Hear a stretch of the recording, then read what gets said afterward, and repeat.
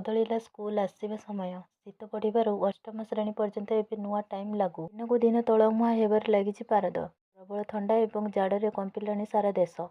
ତେବେ ବଢୁଥିବା ଥଣ୍ଡାକୁ ଦୃଷ୍ଟିରେ ରଖି ସ୍କୁଲର ସମୟ ବଦଳାଇଛନ୍ତି ସରକାର। ଡିସେମ୍ବର ଦ୍ୱିତୀୟ ସପ୍ତାହରେ ଉତ୍ତର ଭାରତର ପ୍ରାୟ ସମସ୍ତ ରାଜ୍ୟରେ ପ୍ରବଳ ଥଣ୍ଡା ପଡ଼ିବା ଆରମ୍ଭ କରିଛି। ବିହାରରେ ମଧ୍ୟ ତାପମାତ୍ରାରେ ତୀବ୍ର ହ୍ରାସ ଯୋଗୁଁ ସକାଳେ ବିଶେଷ ଥଣ୍ଡା ଅନୁଭୂତ ହେଉଛି। ସେନା ଶାସନ ଅଷ୍ଟମ ଶ୍ରେଣୀ ପର୍ଯ୍ୟନ୍ତ ଛାତ୍ରଛାତ୍ରୀମାନଙ୍କୁ ସୁବିଧା ଯୋଗାଇବା ପାଇଁ ଶ୍ରେଣୀ ସମୟ ପରିବର୍ତ୍ତନ କରିବାକୁ ନିଷ୍ପତ୍ତି ନେଇଛି। ପାଟନାର ସମସ୍ତ ବେସରକାରୀ ଏବଂ ସରକାରୀ ସ୍କୁଲରେ ଅଷ୍ଟମ ଶ୍ରେଣୀ ପର୍ଯ୍ୟନ୍ତ ପଢୁଥିବା ପିଲାମାନଙ୍କ ପାଇଁ ପରିବର୍ତ୍ତନ କରାଯାଇଛି। ବର୍ତ୍ତମାନ ଅପରାହ୍ନ 3ଟା ପର୍ଯ୍ୟନ୍ତ ପାଠପଢ଼ା ଚାଲିବ। ନୂତନ ସମୟ ଗୁରୁବାର ଡିସେମ୍ବର 11 ତାରିଖ ଲାଗୁ ହେଉଛି ଏବଂ ଏହା ଆସନ୍ତା ଗୁରୁବାର ଡିସେମ୍ବର 18 ତାରିଖ ପର୍ଯ୍ୟନ୍ତ ଜାରି ରହିବ। ପରବର୍ତ୍ତୀ ଖବର ଶୀତରେ ରାଜ୍ୟର 16 ସହର 10 ଡିଗ୍ରୀ ତଳେ। ସାମିଲିଗୁଡ଼ା 3.5 ଡିଗ୍ରୀ, ଭୁବନେଶ୍ୱର 13 ଡିଗ୍ରୀ। ଓଡ଼ିଶାରେ ଶୀତ ଲହରୀ ବଢ଼ିବାରେ ଲାଗିଛି। ଭାରତୀୟ ପାଣିପାଗ ବିଭାଗ ରିପୋର୍ଟ କରିଛି ଯେ ସାମିଲିଗୁଡ଼ାରେ ତାପମାତ୍ରା 3.5 ଡିଗ୍ରୀ ସେଲସିୟସକୁ ହ୍ରାସ ପାଇଛି। ଆଇଏମ୍ଡି ତଥ୍ୟ ଅନୁଯାୟୀ ଓଡ଼ିଶାର ବିଭିନ୍ନ ସ୍ଥାନରେ ତାପମାତ୍ରା ଯଥେଷ୍ଟ ହ୍ରାସ ପାଇଛି। ଫୁଲବାଣୀରେ ସର୍ବନିମ୍ନ ତାପମାତ୍ରା 5.2 ଡିଗ୍ରୀ ସେଲସିୟସ ରେକର୍ଡ କରାଯାଇଛି। ଏହା ପଛକୁ ପିଲିମାରେ 6.1 ଡିଗ୍ରୀ ସେଲସିୟସ, ରାଉରକେଲାରେ 6.6 ଡିଗ୍ରୀ ସେଲସିୟସ ଏବଂ ଝାରସୁଗୁଡ଼ାରେ 6.8 ଡିଗ୍ରୀ ସେଲସିୟସ ରେକର୍ଡ, ଦାରିଙ୍ଗିବାଡ଼ିରେ 7 ଡିଗ୍ରୀ ସେଲସିୟସ ରେକର୍ଡ କରାଯାଇଛି। ଭବାନୀପାଟଣାରେ ତାପମାତ୍ରା 8 ଡିଗ୍ରୀ ସେଲସିୟସକୁ ହ୍ରାସ ପାଇଛି। ରାଜଧାନୀ ଭୁବନେଶ୍ୱରରେ ଶୀତର ପ୍ରକୋପ ବଢ଼ିବାରେ ଲାଗିଛି। ଗୁରୁବାର ସକାଳ 5:30ଟାରେ ତାପମାତ୍ରା 13 ଡିଗ୍ରୀ ସେଲସିୟସକୁ ହ୍ରାସ ପାଇଥିଲା। ରାଜଧାନୀର ତାପମାତ୍ରା ଗତ 10 ଦିନ ମଧ୍ୟରେ 9.6 ଡିଗ୍ରୀ ସେଲସିୟସ ହ୍ରାସ ପାଇଥିବା ଭାରତୀୟ ପାଣିପାଗ ବିଭାଗ ପକ୍ଷରୁ କୁହାଯାଇଛି। ପରବର୍ତ୍ତୀ ଖବର 2024 ଦଶମ ବୋର୍ଡ ପରୀକ୍ଷାରେ ବଡ଼ ପରିବର୍ତ୍ତନ। ସମୟରେ ଆଞ୍ଚଳିକ ନିର୍ଦ୍ଦେଶକ ସ୍କୁଲଗୁଡ଼ିକରେ ପ୍ରଶ୍ନର ସଠିକ ଭାବରେ ଛାତ୍ରଛାତ୍ରୀମାନଙ୍କୁ ଅଭ୍ୟାସ ଉତ୍ତର ଲେଖିବା ପାଇଁ ଗୁରୁତ୍ୱାରୋପ କରିଥିଲେ। ଯଦି ଭାଗ ଏ ପାଇଁ ଏକ ଉତ୍ତର ଭାଗ ବିରେ ଲେଖାଯାଏ, ତେବେ ଏହାକୁ ଭୁଲ ବୋଲି ବିବେଚନା କରାଯିବ। ନୂତନ ଢାଞ୍ଚାରେ ପ୍ରାର୍ଥୀମାନଙ୍କୁ ଅଭ୍ୟସ୍ତ କରିବା ପାଇଁ ସ୍କୁଲଗୁଡ଼ିକ ଦାୟୀ ରହିବେ। ଏଥର ବୋର୍ଡ ଅତିରିକ୍ତ ଉତ୍ତରପତ୍ର ପ୍ରଦାନ କରିବ। ଛାତ୍ରଛାତ୍ରୀମାନଙ୍କୁ ଉତ୍ତରପତ୍ରର ଅଂଶ ସି ଅତିରିକ୍ତ ପୃଷ୍ଠା ଭାବରେ ବ୍ୟବହାର କରିବାକୁ ପଡ଼ିବ। ସ୍କୁଲଗୁଡ଼ିକ ଏହି ନିର୍ଦ୍ଦେଶାବଳୀଗୁଡ଼ିକୁ ଛାତ୍ରଛାତ୍ରୀମାନଙ୍କୁ ଜଣାଇବାକୁ ନିର୍ଦ୍ଦେଶ ଦିଆଯାଇଛି। ପେପରଗୁଡ଼ିକୁ ଏହାର ସରକାରୀ ୱେବସାଇଟରେ କରିବ। ଏହି ମଡେଲ ପେପରଗୁଡ଼ିକ ଛାତ୍ରଛାତ୍ରୀମାନଙ୍କୁ ସଠିକ ଫର୍ମାଟରେ ଉତ୍ତର ଅଭ୍ୟାସ କରିବାକୁ ଅନୁମତି ଦେବ। ଏହା ପରୀକ୍ଷା ସମୟରେ ଭୁଲ ହେବାର ସମ୍ଭାବନାକୁ ହ୍ରାସ କରିବ ଏବଂ ଏକ ସ୍ୱଚ୍ଛ ମାର୍କିଂ ପ୍ରକ୍ରିୟାକୁ ସୁନିଶ୍ଚିତ କରିବ।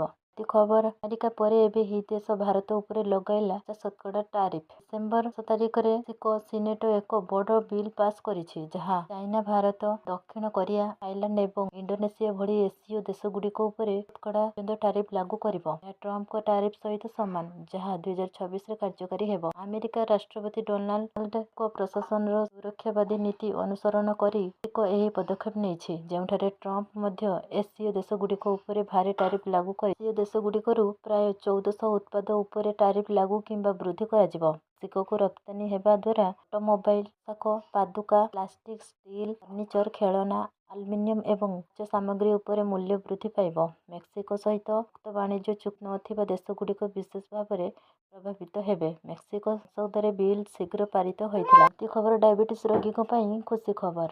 ସର୍ଜରୀରେ ରୋଗ ଭଲ ହେବା ନେଇ ଏମ୍ସ ଡାକ୍ତରଙ୍କ ଘୋଷଣା। ଏମ୍ସର ସର୍ଜରୀ ବିଭାଗର ଡାକ୍ତର ମଞ୍ଜୁନାଥ ଦାବି କରି କହିଛନ୍ତି ଯେ ଏହା ଏପରି ଏକ ପ୍ରକ୍ରିୟା କିମ୍ବା ମେଟାବଲିକ୍ ସର୍ଜରୀ ଦ୍ୱାରା ଡାଇବେଟିସ୍କୁ ଅନେକ ମାତ୍ରାରେ କଣ୍ଟ୍ରୋଲ କରାଯାଇପାରିବ। କେତେକ ବ୍ୟକ୍ତିଙ୍କ କ୍ଷେତ୍ରରେ ଏହା ଭଲ ମଧ୍ୟ ହେବାର ସମ୍ଭାବନା ରହିଛି। ଏହି ସର୍ଜରୀ ଶରୀରରେ ମେଟାବଲିଜମ କ୍ରିୟାରେ ପରିବର୍ତ୍ତନ ଆଣି ଇନ୍ସୁଲିନର ରେଜିଷ୍ଟାନ୍ସ ବୃଦ୍ଧି। ଯେଉଁ ବ୍ୟକ୍ତିଙ୍କୁ ଔଷଧ ଏବଂ ଇନ୍ସୁଲିନର ପ୍ରଭାବ କମ୍ ଥାଏ, ସେମାନଙ୍କ କ୍ଷେତ୍ରରେ ଅଧିକ ସହାୟକ ହେବ। ଡାକ୍ତରଙ୍କ କହିବା ଅନୁସାରେ 1 ଡାଇବେଟିସ୍ ଥିବା ବ୍ୟକ୍ତି ଏହି ସର୍ଜରୀ କରିପାରିବେ ନାହିଁ, କାରଣ ସେମାନଙ୍କର ରୋଗର କାରଣ କିଛି ଭିନ୍ନ ରହିଥାଏ ଏବଂ ଇନ୍ସୁଲିନ ତିଆରି ହେବା ବନ୍ଦ ହୋଇଯାଇଥାଏ। ପରବର୍ତ୍ତୀ ଖବର ଆନ୍ତର୍ଜାତୀୟ ବଜାରରେ ସର୍ବକାଳୀନ ରେକର୍ଡ ଛୁଇଁଲା ରୂପା।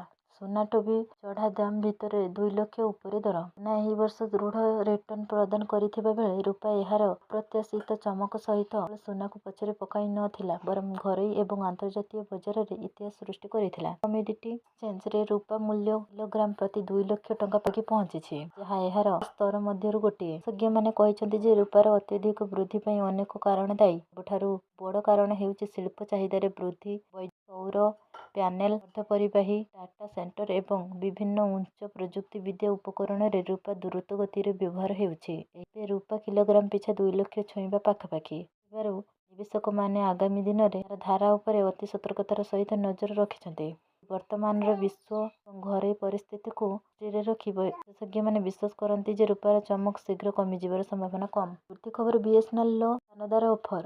ଆସିଲା ଶସ୍ତା ରିଚାର୍ଜ ପ୍ଲାନ୍ ଫ୍ରି କଲିଂ ସହ ମିଳିବ ଏହିସବୁ ସୁବିଧା। ଘରୋଇ କମ୍ପାନୀ ତୁଳନାରେ ବିଏସ୍ଏନ୍ଏଲ୍ କମ୍ ମୂଲ୍ୟରେ ଅଧିକ ଡାଟା ଏବଂ କଲିଂ ଭଳି ସୁବିଧା ପ୍ରଦାନ କରେ। ବର୍ତ୍ତମାନ କମ୍ପାନୀ ରେ ଏହି ରିଚାର୍ଜ କରିବା ପରେ ଉପଭୋକ୍ତାମାନଙ୍କୁ 28 ଦିନ ପାଇଁ ଡାଟା ବିଷୟରେ ଚିନ୍ତା କରିବାକୁ ପଡ଼ିବ ନାହିଁ। ବିଏସ୍ଏନ୍ଏଲ୍ ଏକ ସୋସିଆଲ ମିଡିଆ ପୋଷ୍ଟ ମାଧ୍ୟମରେ ଏହି ଯୋଜନା ଘୋଷଣା କରିଛି। ଛାତ୍ର ଅନୁକୂଳ ଯୋଜନାର ମୂଲ୍ୟ 151 ଟଙ୍କା। କମ୍ପାନୀ ପ୍ରତିଦିନ 100 ଜିବି ଡାଟା, ଅସୀମିତ କଲିଂ ଏବଂ 100 SMS ପ୍ରଦାନ କରେ। ଏହି ଯୋଜନାର ବୈଧତା 28 ଦିନ। ଏହି ସ୍ୱତନ୍ତ୍ର ଅଫର ଡିସେମ୍ବର 13 ତାରିଖ ପର୍ଯ୍ୟନ୍ତ ବୈଧ।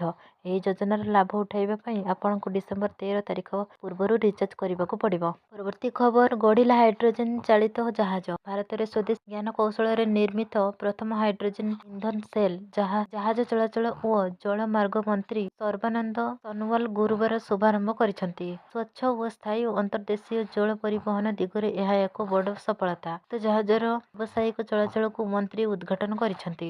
ହାଇଡ୍ରୋଜେନ ଚାଳିତ ଜାହାଜ ଭାରତର ବର୍ଦ୍ଧିତ ବୈଷୟିକ ସାମର୍ଥ୍ୟ ଏବଂ ସ୍ଥାୟୀ ଇନ୍ଧନ ପାଇଁ ଏହାର ପ୍ରତିବଦ୍ଧତାକୁ ପ୍ରତିଫଳନ କରୁଛି। ଏହା କେବଳ ଏକ ପ୍ରଯୁକ୍ତିଗତ ଅଗ୍ରଗତି ନୁହେଁ, ବରଂ ସ୍ୱଚ୍ଛ ଇନ୍ଧନ ଏବଂ ସ୍ୱଦେଶୀ ସମାଧାନ ଦିଗରେ ଆତ୍ମବିଶ୍ୱାସର ସହ ଭାରତ ଅଗ୍ରସର ହେଉଛି ବୋଲି ସୋନୋୱାଲ କହିଛନ୍ତି। ଏହି ସଫଳତା ସହ ଭାରତ ହାଇଡ୍ରୋଜେନ ଚାଳିତ ଜାହାଜ ଥିବା ଅଳ୍ପ କେତୋଟି ଦେଶ ତାଲିକାରେ ନିଜକୁ ସାମିଲ କରିଛି। ବର୍ତ୍ତମାନ କେବଳ ଚାଇନା, ନରୱେ, ନେଦରଲ୍ୟାଣ୍ଡସ ଏବଂ ଜାପାନରେ ଏଭଳି ଜାହାଜ ଚଳାଚଳ କରୁଛି।